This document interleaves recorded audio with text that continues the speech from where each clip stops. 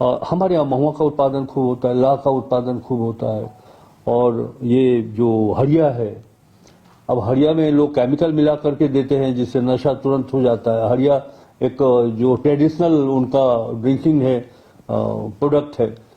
तो जो वित्त मंत्री के नाते मेरे दिमाग में बात आ रही है कि क्यों नहीं हम, जब वो, तो हम उसको रोक नहीं सकते, वो पिएंगे ही लोग, तो क्यों नहीं हम रिफाइंड वे में उनको फैक्ट्री लगा करके पीपीपी मोड पर ही फैक्ट्री लगाए, उनको तब एक प्योर हड़िया उनको मिलेगा, हड़िया वाइन या जो कह लीजिए। उसी तरह महुआ हमारे यहाँ है। महुआ ये परंपरागत फल है जिस पर महुआ की शराब बनती है, उसमें भी उसको यूरिया डाल करके जो है सो लोग केमिकल डाल करके और उसका उपयोग करते हैं। तो जिस तरह दूसरे राज्य में, अब गोवा में क्या है, काजू पर फेनी ड्रिंक्स वो बनाते हैं, तो महुआ पर हम बनाए।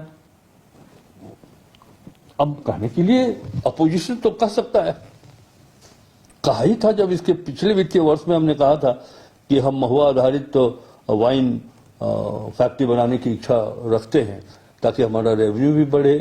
तो एक हमारे प्रतिपक्ष के बहुत विद्वान नेता ने कहा कि अब जो है सो हेमंत सोरेन की सरकार दारू भी बेचेगी, दिल्ली में उनको देखना चाहिए कि दारू बंद हो गया क्या दिल्ली में।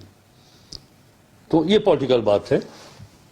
सबसे बड़ी बात मैं ये कर रहा हूं कि भारत सरकार से जो संवैधानिक हिस्सेदारी होनी चाहिए अर्थ में, यानी कि पैसे के मामले में, वो हमारे अध्ययन के अनुसार कटौती हो रही है।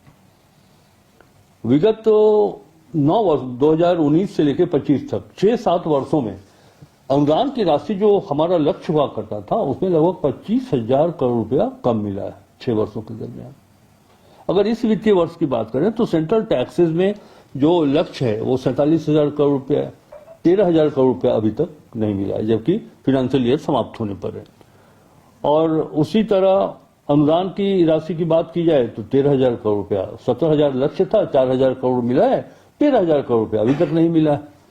तो मैंने कहा अपने अधिकारियों को कि जरूरत है कि हमारे पास रिसोर्सेज की कमी नहीं है, हम अपने रिसोर्स को ऐसा मोबिलाइज करें, भारत सरकार दे या न दे हम कोई परवाह नहीं करेंगे, हम अपने रिसोर्स को विकसित करके अपने राज्य की जनता के चेहरे पर खुशहाली लाएं, ये व्यवस्था हम करना चाहते हैं।